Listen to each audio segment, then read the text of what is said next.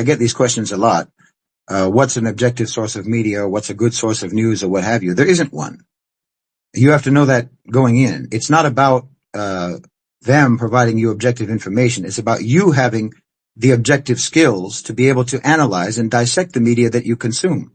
It's not about what they write. It's about how you read it. You have to be able to read objectively and critically to understand what you're reading. The challenge isn't trying to find objective sources of news. The challenge is honing your own skills of objectivity and critical thinking so that you can read the news and the information that's being put out objectively. And then whenever you read a news story or read any information or what have you, try to separate the propaganda from the information. More often than not, the actual information in any given news article, especially when it's coming from the so-called mainstream media, the actual information is maybe one sentence and the rest of it is packaging.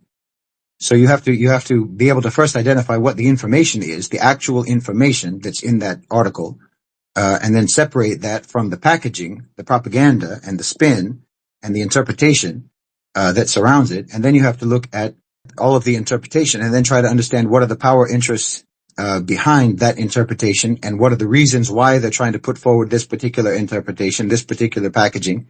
What's the objective?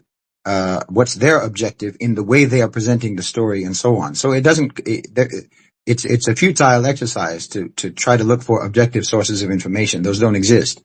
You have to be able to take whatever sources of information there are and try to approach those sources of information and read those sources of information objectively and critically.